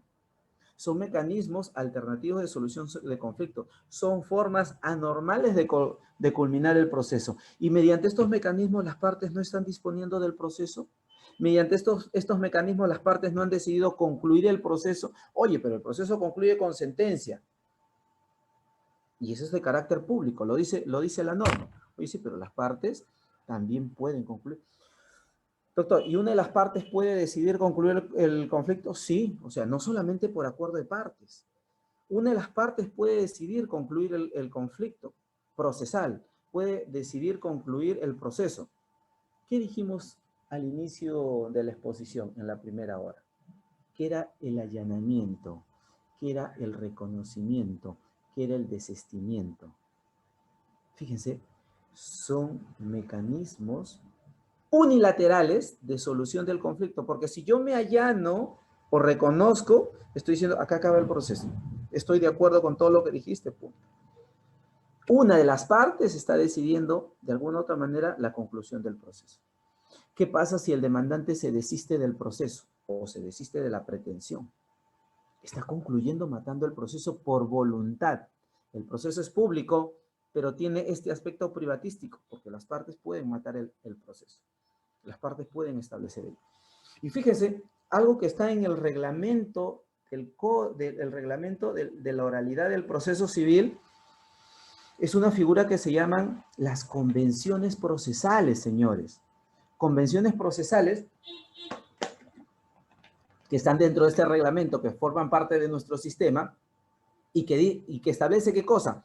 Que las partes se pueden poner de acuerdo y pueden decidir qué pruebas actuar y qué pruebas no actuar. Que las partes pueden decidir previamente o al interior del proceso si de repente, oye, ¿sabes qué? Dina, te voy a demandar o en un futuro proceso tenemos un acuerdo, ¿no? Un convenio, ¿no? Y pongo una cláusula donde digo, mira, Dina, el día que nosotros tengamos que iniciar un proceso judicial, a partir de ahora decidimos quién va a ser el perito. Y nos ponemos de acuerdo para eso. Oye, mira, Dina, yo sé que si se inicia un proceso judicial, lo vamos a hacer a través de la vía del conocimiento. Pero ¿sabes qué? El plazo que vas a tener para contestar tú o yo, en el caso nos demandemos, va a ser de 15 días. ¿Se puede hacer eso? Ahora sí se puede hacer eso, señores. Bajo el sistema de la oralidad en el proceso civil, vuelvo a reiterar, se ha introducido en este reglamento las llamadas convenciones procesales, los acuerdos. ¿Y esto es parte de qué? De este sistema privatístico donde se le dota a las partes la posibilidad de realizar al interior del proceso actos de disposición del proceso. Y vuelvo a reiterar, no es una novedad, porque como se lo he dicho hace un momento, las partes pueden matar el proceso unilateralmente a través de un desistimiento, ¿no?, del proceso de la pretensión, a través del allanamiento o reconocimiento, y las partes pueden decidir matar el proceso a través de un acuerdo bilateral, conciliación, transacción. Entonces, esta es una forma de ver este sistema privatístico que tiene nuestro proceso civil. Siguiente, por favor. Pero también tiene el otro aspecto, el aspecto propiamente publicístico, ¿no? Que implica ya la aparición, que implica en este caso la intervención propiamente del Estado, ¿no? Y que de alguna u otra manera, bajo el momento en el que se dio, ¿no?, buscaba de alguna u otra forma, y como lo conocemos, ¿no?, el apogeo propiamente de la escritura, ¿no? Es lo que hemos venido viviendo, ¿no?, en este sistema desde 1993, ¿no? Hemos tenido un código procesal civil que, si bien era un código de oralidad, aunque no se decía nada de oralidad y no van a encontrar ninguna palabra que diga oralidad en el proceso civil, ¿no?, encontramos que sí tenía oralidad, que se sustentaba en los principios de dirección, inmediación, celeridad, ¿no?, economía procesal. Estos son los principios que sustentan la herramienta de la oralidad. Y en el Código de 1993 lo teníamos, pero que sin embargo no supimos aplicar el Código Procesal de esa manera y tuvimos que recurrir ahora a la aplicación de estos principios para modificar, entre comillas, el Código Procesal Civil, tener este reglamento de la oralidad y ver que ahora el proceso civil es propiamente oral, ¿no?, y donde el juez tiene una intervención en el proceso, donde el juez participa, ¿no?, de alguna u otra manera en este proceso civil como director del proceso, como el que realiza el control del juez del proceso, ¿no?, y que es el juez el que va a limitar de alguna u otra manera la actuación que realizan las partes en el proceso. Entonces, fíjense cómo encontramos dos grandes sistemas. Uno privatístico, donde las partes tienen preponderancia, pero no necesariamente significa que sean las únicas, porque va a haber definitivamente un control normativo, y este control normativo lo va a realizar el juez, ¿no?, que va a evitar que haya una arbitrariedad y que las partes hagan lo que quieran. Por eso hablar de las convenciones procesales, y que el juez va a verificar que estos acuerdos estén con arreglo a ley para poderlos aprobar, y que estas convenciones procesales puedan efectivamente hacerse efectivas. Y por el otro lado, un sistema publicístico donde es el juez el director del proceso, ¿no? Es el juez, incluso bajo este sistema publicístico, no tiene la posibilidad de la prueba de oficio.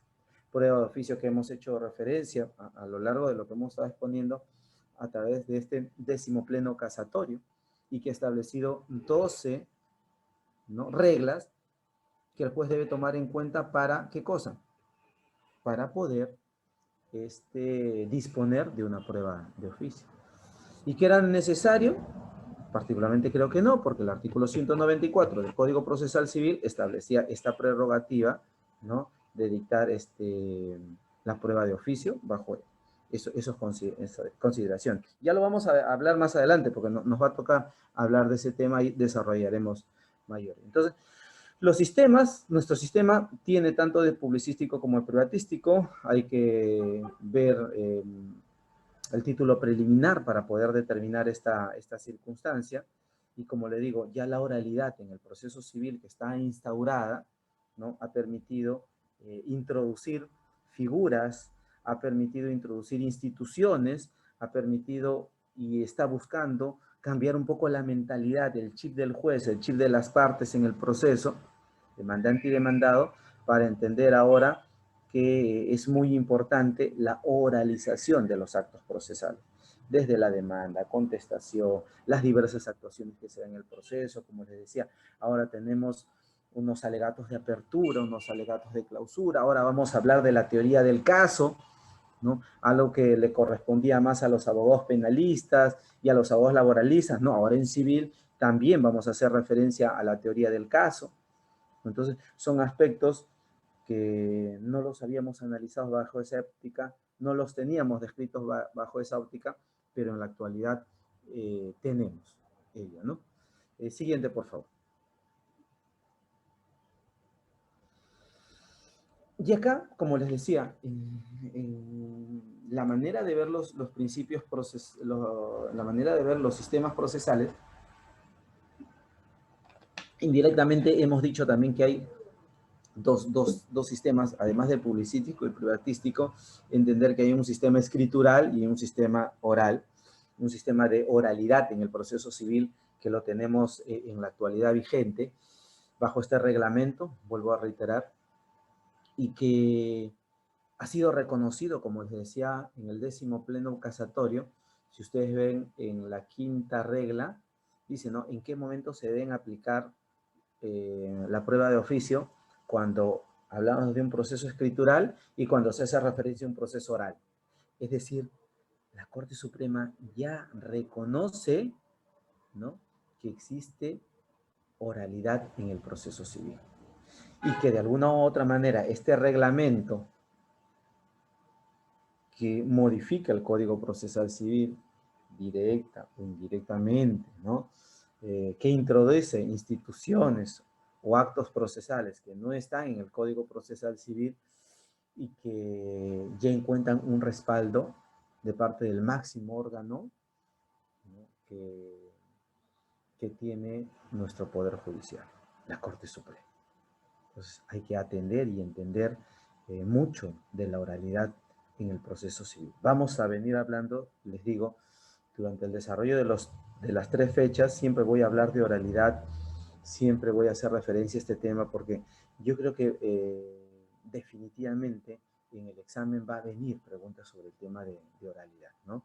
Y ahorita que tomemos partida por los principios procesales, que como habíamos dicho, son normas de maximización, tienen por funciones básicas interpretar, integrar y crear normas, ¿no? Nos van a poder advertir, ¿no?, en qué aspectos nuestro Código Procesal Civil ya era un código de oralidad, pero como les dije, no ha sido aplicado bajo esas características.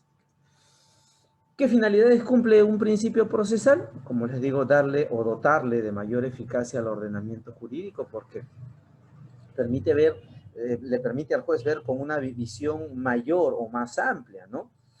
Por eso les decía, los diversos conceptos que hacen referencia a los principios procesales son normas de maximización, y a eso pretendemos, ¿no?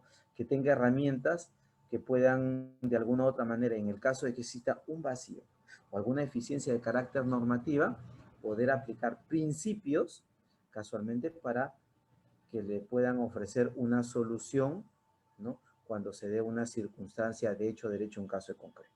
Recuerden ustedes que el juez tiene que resolver un conflicto de interés, como habíamos dicho, y que cuando la norma no establezca de alguna u otra manera el precepto, no existe el precepto que resuelva ese conflicto de intereses, el juez tiene que aplicar ¿qué cosa? Tiene que aplicar principios. Tiene que aplicar ¿qué cosa? Jurisprudencia. Tiene que aplicar doctrina.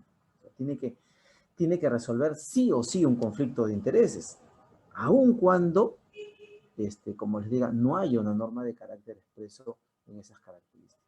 Aún incluso cuando las partes hayan invocado incorrectamente la pretensión, haya invocado incorrectamente la norma jurídica, el juez tiene que aplicar el derecho que corresponde, ¿no? Por eso existe este principio de jura non vis ut. Entonces vamos a ver algunos principios procesales que nos permiten, o que permiten al juez poder solucionar algunas situaciones cuando, vuelvo a reiterar, las normas no me permitan ello. Y como les decía, más allá de eso vamos a ir haciendo referencia a estos principios que sustentan la oralidad y que ustedes me van a decir, oye doctor, pero ya existía este principio ya está. Entonces podemos llegar a la conclusión, ¿no?, de que sí había oralidad en el proceso civil, pero nunca vimos al proceso bajo esas características. Siguiente. Entonces, hay que hablar que existen principios relativos al proceso, el proceso como un todo, y principios del procedimiento. Procedimiento entendido como actos al interior del proceso. Doctor, pero ¿qué procedimientos hay al interior del proceso? O sea, el proceso se inicia con una demanda, ¿correcto? Y el proceso concluye con una sentencia. Pero al interior, desde el momento de la realización de esa demanda hasta la emisión de esa sentencia, incluso después de ella, hay determinados actos procesales, hay determinados procedimientos, como por ejemplo, ¿cómo se notifica una demanda? ¿Cómo se notifica una sentencia? ¿Cómo se lleva a cabo una diligencia de desalojo? Una actuación de inspección, ¿no?, judicial. Son procedimientos. ¿Cómo se eleva un expediente a una sala? ¿Cómo se forma un cuaderno de apelación? ¿No? Encontramos entonces procedimientos que forman parte del proceso. Entonces, en los principios propiamente del proceso, tenemos el principio de interés público. El proceso, ¿no?, es de carácter público. El proceso lo que busca es solucionar, como les dije, un conflicto de intereses o una incertidumbre, ambas con relevancia jurídica, y que es un aspecto de carácter general, no es un aspecto solamente de carácter particular. Si bien resuelve conflictos entre privados, ¿no?, o sea, el mensaje que se da a la ciudadanía es uno que tiene mayor amplitud. Y hay que entender también bien que algunas decisiones que toma partida, por ejemplo, la Corte Suprema, ¿no?, cuando hablamos de los plenos casatorios, no solamente son aplicados a los sujetos en el proceso, sino que, fíjense, son sentencias que tienen carácter de norma con trascendencia erga omnes, y que nosotros, abogados, que nosotros jueces, tenemos que cumplirlas. Y ahí podemos ver que nuestro sistema tiene tanto del civil law como del common law. Es decir, los jueces no solamente resuelven en base a lo que diga la ley, sino también resuelven en base a lo que diga la jurisprudencia. Jurisprudencia que tiene el carácter, vuelvo a reiterar, de precedentes vinculantes, Tribunal Constitucional, y los plenos casatorios, Corte Suprema. Entonces, cuando tengan esta prerrogativa, cuando diga esto constituye precedente vinculante, lo dice el Tribunal Constitucional, ¿no?, este pleno casatorio establecido como reglas, estamos hablando de que nos está regulando, nos está estableciendo nuestros máximos órganos constitucionales, Corte Suprema, Tribunal Constitucional, pautas de carácter normativo, que no solamente son para demandante y demandado, sino en general para todos. Y queremos conocerlo, sí, y queremos cumplir. Un principio de igualdad, porque lo que se busca es que entre las partes haya la misma situación. Y a veces yo cuestiono mucho esto, ¿no? Porque en la realidad no existe propiamente igualdad, aun cuando haya también un principio de socialización del proceso, donde son iguales en el proceso, pero en la realidad, lamentablemente, se da una igualdad en cuanto al tema de plazos, en cuanto al tema de las posibilidades que tienen en el proceso, pero lamentablemente a veces no hay una igualdad bajo el aspecto de carácter subjetivo, y me refiero a lo siguiente. Lo viví en Iquitos cuando era magistrado, cuando vi una demanda, fíjense, de indemnización de daños y perjuicios que planteó una señora que perdió una pierna, ¿no?, estando manejando una moto, Y el abogado, un muchacho que recién había egresado de la universidad, ¿no? Con poca experiencia, hace su demanda en 4 hojas. Más allá de la cantidad de hojas, era la manera en que lo había planteado, ¿no? El muchachito conocía poco o nada de derecho procesal y la única prueba que había presentado al proceso era el parte policial, ¿no? Donde decía la responsabilidad del conductor del vehículo 1, que era el camión, frente al vehículo 2, que era el vehículo que tenía la señora. Nada más. Y que pedía una indemnización de $100.000, ¿no? 5 hojitas, 5, no más, ¿no? Explicado los hechos, por ahí una que otra jurisprudencia. Y se enfrentaba ¿a quién? A un monstruo de un estudio jurídico de la ciudad de Lima, que le presentó todas las excepciones que podía presentarles, que prácticamente le dio duro a esa demanda, y en una contestación de más de 35 hojas destrozó todos y cada uno de los argumentos que había hecho el pobre abogado, ¿no? Y que había presentado no solamente jurisprudencia, sino doctrina, haciendo ver que la negligencia la había cometido ella y que evidentemente en el proceso no se había acreditado en monto el monto que se había predispuesto, que se había planteado. Y era cierto. Entonces, había una realidad, sí. La señora había perdido una pierna. ¿Que se debía indemnizar? Sí. Pero el abogado no supe plantear la demanda.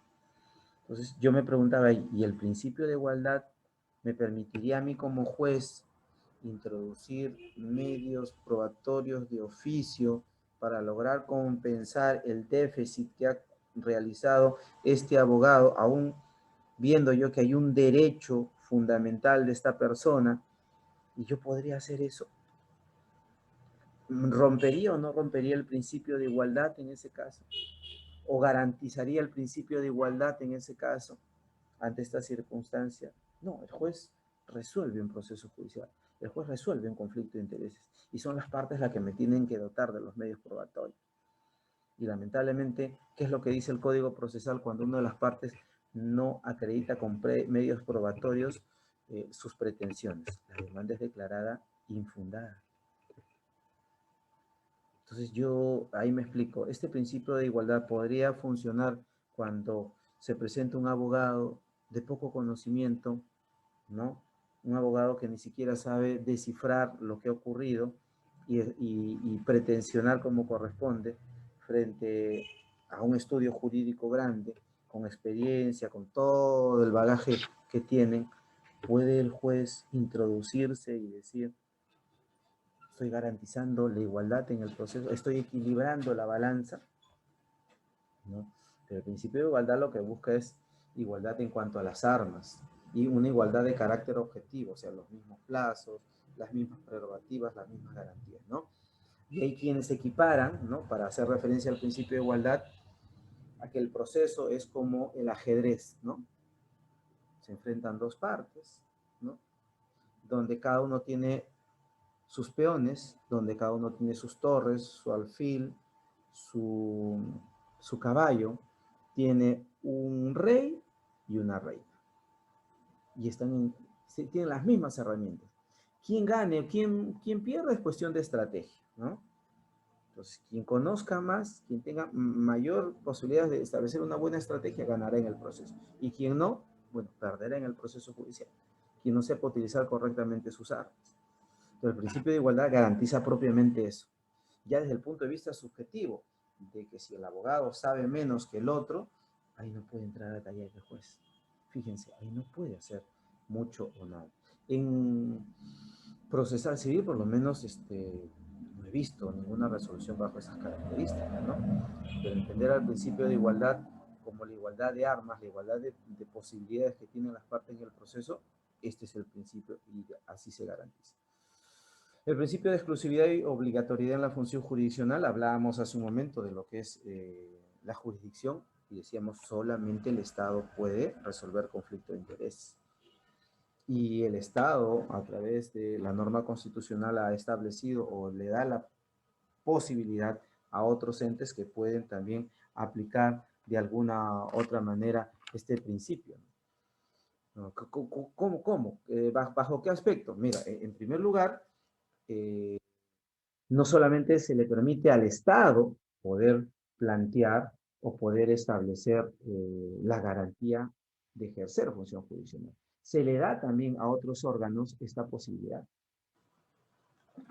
Los árbitros, ¿no? Como habíamos dicho, las comunidades campesinas, que también tienen esta prerrogativa de administrar justicia en cuanto le corresponde a su ámbito jerárquico, ¿no? Y otras instituciones autónomas que también tienen este aspecto, esta función jurisdiccional dentro del ámbito de su competencia, ¿no? El principio de independencia que dota al juez de la posibilidad de evitar cualquier tipo de interferencia, ¿no? Cualquier situación en la cual de alguna otra manera eh, logre impactar en cuanto a lo que él pueda decidir, ¿no? Y que él decide propiamente en consideración a lo que él percibe en el proceso judicial, ¿no? Entonces, no podría haber ningún aspecto externo, ¿no? Que de alguna u otra manera obligue al juez a tomar partida por algo. Lamentablemente, a veces esto tampoco es cierto, ¿no? Porque existe un llamado cuarto poder, ¿no? Que son los medios de comunicación, y aunque no lo crean, muchos jueces resuelven en función a este cuarto poder.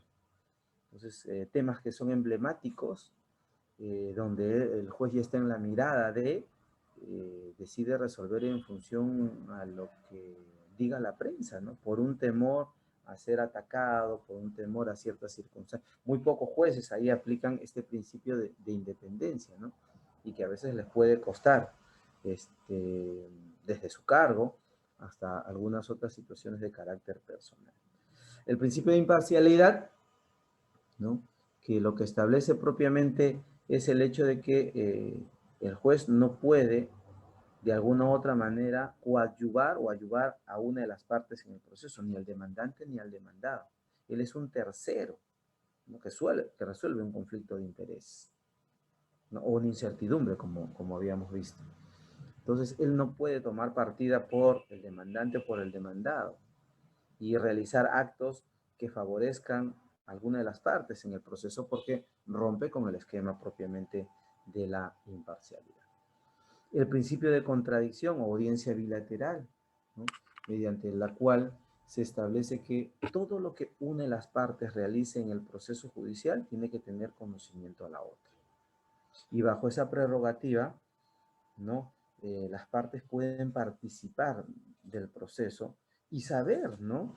De que las actuaciones del juez se están realizando en función a que hay un pedido de la otra parte, pero también que se me ha dado la posibilidad de decir algo, ¿no? Por eso casi siempre ustedes pueden ver, el demandante presenta su demanda, ¿no? Se le pone conocimiento al demandado. El demandado contesta, se le pone conocimiento de la contestación al demandante. El demandado presentó excepciones, se le pone las excepciones al demandante. ¿Para qué? Para que absuelva, ¿no? Se le da la oportunidad en ese sentido, ¿no? Y bajo esta prerrogativa de la audiencia bilateral, que implica que las partes sean escuchadas propiamente por el juez, es uno de los principios que sustenta la oralidad, ¿no? La oralidad se sustenta en el hecho de que el demandante o el demandado puedan frente al juez, ¿no? Expresar de manera oral las pretensiones que tienen, ¿no? Este principio de audiencia bilateral implica también este aspecto de oralidad. El principio de publicidad, que está más dotado desde la forma que se ha visto en que terceros ajenos al proceso pueden ver las actuaciones del juez, ¿no?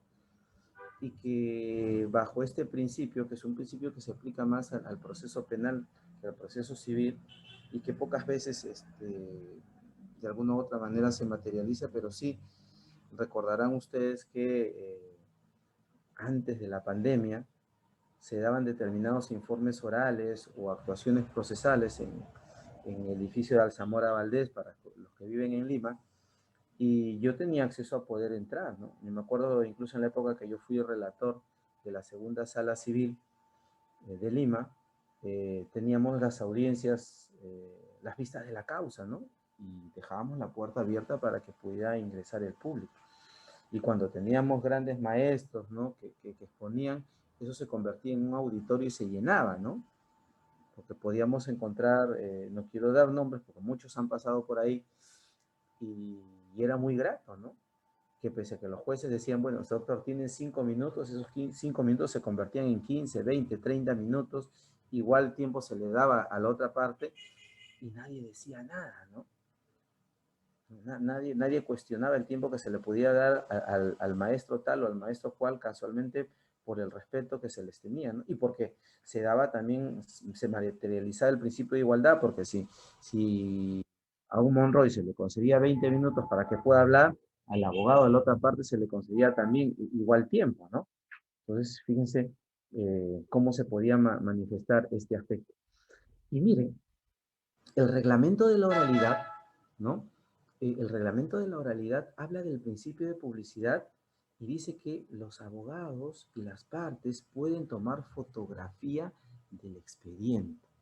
Casualmente por ahí me viene una pregunta y dice, doctor, ahora que estamos en pandemia, ¿cómo se hacen los abogados para la lectura del expediente en trámite?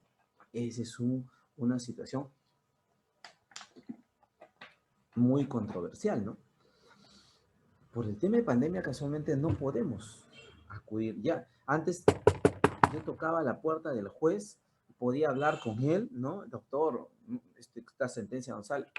Doctor, es más, yo mismo he ido en algunos casos a llevarle su tortita a mi juez, ¿no? Doctor, ya tenemos 4 años, happy birthday to you, ¿no? Cantaba con mi tortita con el juez. 4 años de que no resuelve, está para sentenciar, doctor. Sigo esperando más tiempo, ya, doctor, ya no me agarroche, pues, doctor, ya le voy a sacar su sentencia. Ahora con el sistema de oralidad, con el sistema de virtualidad, bajo la situación que estamos viviendo, eso de el juez te escucha, nunca me escucha. El juez te atiende, nunca me atiende. Plataformas que no sirven, plataformas que no se están utilizando y vemos este perjuicio. O sea, no hay la posibilidad de la lectura de los expedientes. Particularmente yo también he solicitado en algunos casos lectura del expediente y se me dice, no, que dada la situación de pandemia, dada que no hay personal o el personal que viene es muy limitado,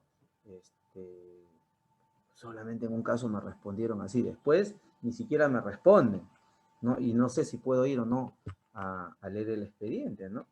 Ese es un problema también muy vivencial que tenemos, ¿no? Entonces, como le decía, en este principio de publicidad, este reglamento de la oralidad nos permite poder tomar fotografías, ¿no? Del expediente, algo que hasta hace mucho no existía, ¿no? Al inicio del Código Procesal Civil esa posibilidad no era permisible. Después se dio, recordarán ustedes, pero ahora este reglamento lo reconoce como parte del principio de publicidad. Miren qué importante y qué interesante. Principio de motivación de las resoluciones judiciales, exacto, o sea, los jueces están en el deber de sustentar sus decisiones, de establecer las razones por las cuales han decidido, ¿no? Han decidido declarar fundada, infundada, improcedente una demanda, ¿no? O la manera en que han resuelto un auto, que requieren un sustento del mismo. O sea, ese aspecto cognoscitivo que se da al interior de los jueces, que me permite dar un razonamiento y me permite apreciar un medio probatorio, y el análisis que le doy al medio probatorio no se puede quedar solamente en la cabeza del juez.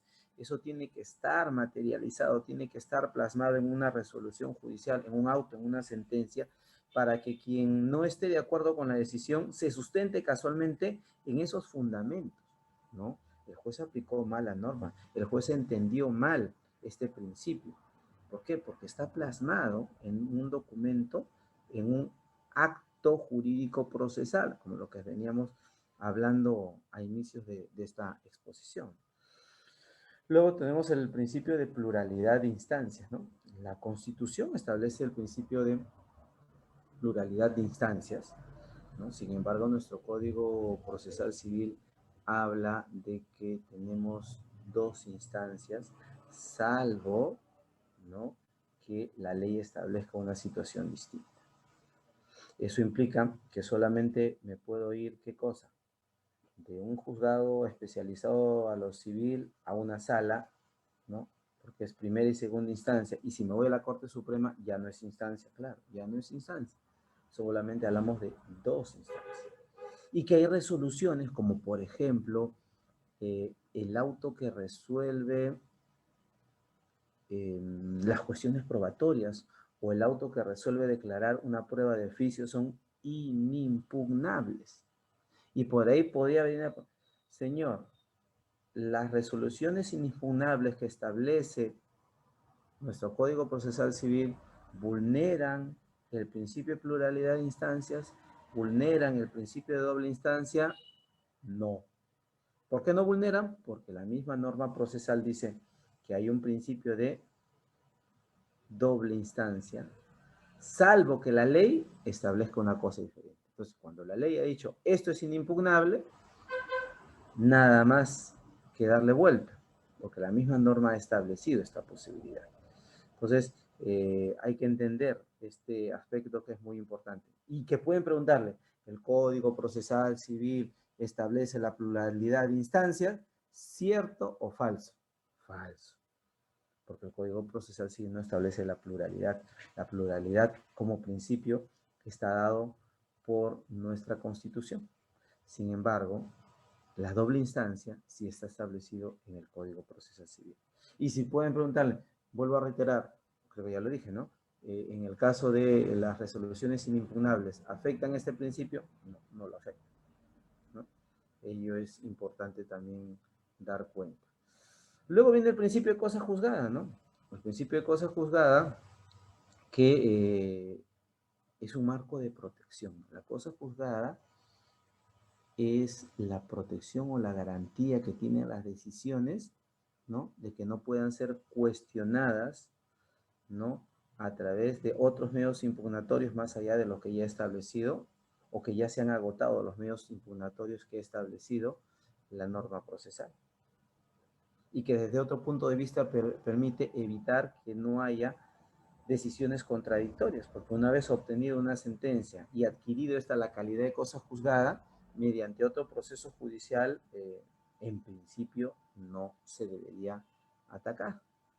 Por eso que dentro de las excepciones, y ya vamos a hablar de eso, existe una excepción de cosa juzgada. Es decir, a mí me pretenden iniciar un nuevo proceso cuando este proceso ya concluyó. Entonces yo a este nuevo juez le digo, por si acaso, sobre esta pretensión, sobre este interés para obrar y sobre las partes en el proceso que están participando en este nuevo proceso, ya hubo una decisión, señor juez. Y por eso planteo la excepción de cosa juzgada donde hay estos tres elementos, ¿no?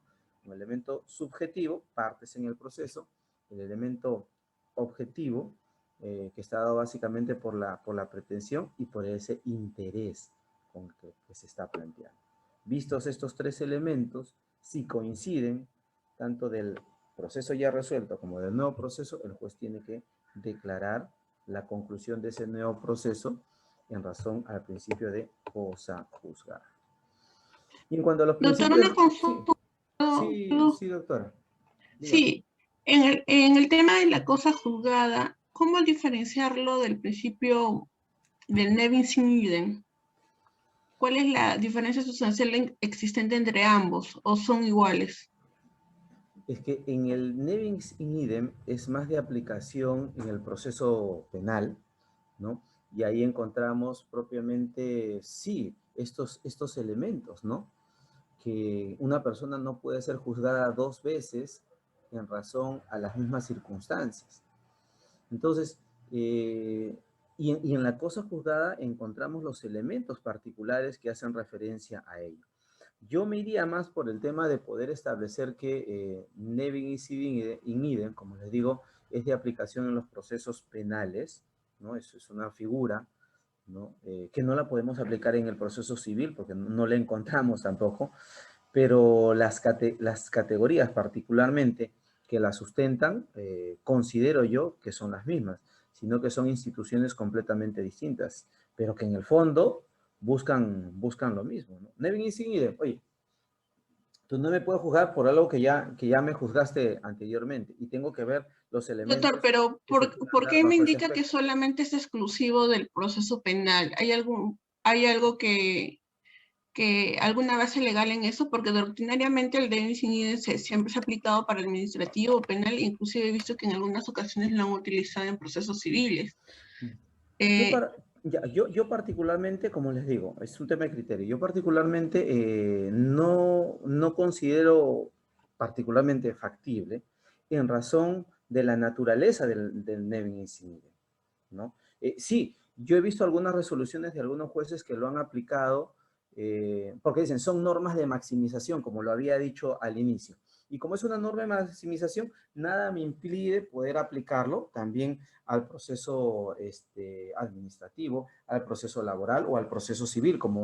Pero si ya tengo una institución, que es la cosa juzgada, que me establece esta prerrogativa, ¿por qué jalar, no, una institución que tiene una naturaleza completamente distinta porque nació propiamente para el proceso penal?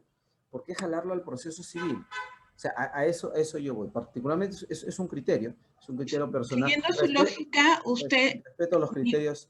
Sí, dígame. claro, siguiendo su lógica, yo entendería que usted los equipara, ¿no es cierto? No los Claro. diferencia. No. Particularmente yo equiparo, pero considero que debe ser aplicado bajo los esquemas que corresponden, bajo los sistemas procesales que corresponden. Uno para el proceso propiamente penal, que es la naturaleza, considero yo, en el que se debe aplicar el mismo, y en el caso de la cosa juzgada, aplicarlo más para el proceso Claro, yo entendía civil. que el Nevis in idem con el proceso, con el cosa juzgada, es que en realidad el Nevis in idem no necesariamente tendría que estar el proceso concluido o tener una sentencia judicial con ejecutoriada, ¿no? Me parecía que en el Nevis in idem incluso se podría atacar durante el proceso, por eso quería, no sé, ¿no? Que lo desarrollara un poquito más.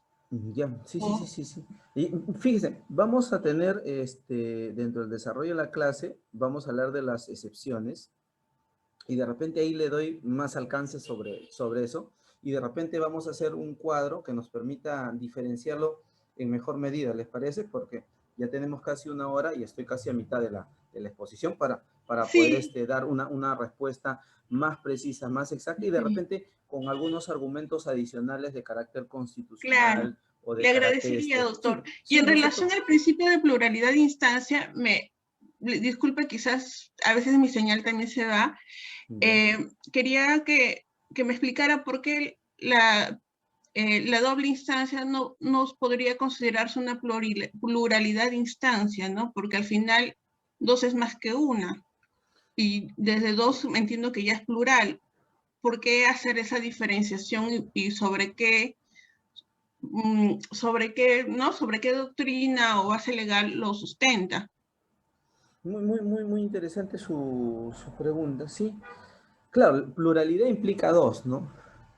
Cuando aparece el tema de la pluralidad de instancias como tal, y es un tema que aparece en nuestra Constitución de 1979, es una figura que históricamente viene desde las altas cortes de España, y recordemos que en España teníamos hasta 5 instancias, porque no solamente terminaba el proceso al interior del, del virreinato peruano, sino que esto podía llegar hasta oídos del rey en España en determinadas circunstancias.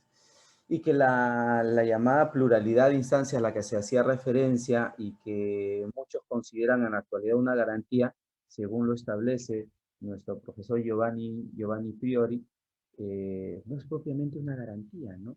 Sino fue propiamente un mecanismo mediante los cuales el rey, ¿no? Y el virrey en todo caso en el Perú, podía tomar conocimiento de determinados procesos y podía tener mayores ingresos. O sea, no fue propiamente una garantía, fue una forma de recaudar más ingresos. Entonces, tú querías impugnar porque no estabas de acuerdo con lo ya, sabes que paga tu arancel, ¿no? Paga tu tasa, paga tu impuesto, para que lo pueda revisar otro órgano. Entonces, bajo esa prerrogativa, entonces se sumaba este aspecto de Incluso si yo tenía la posibilidad económica, podía llegar incluso a oídos del rey para que pudiera solucionar este problema. Entonces, se veía a la pluralidad de instancias como eso, la posibilidad de que hubieran tres o dos, más mecanismos mediante los cuales se podía tomar conocimiento de ello. Ahora, ¿por qué no tomar de alguna u otra manera partida por la pluralidad y asemejarlo propiamente a a lo que establece nuestro Código Procesal Civil por doble instancia? Bajo el análisis conceptual, hay que entender, como les digo, en qué momento se emitió nuestro Código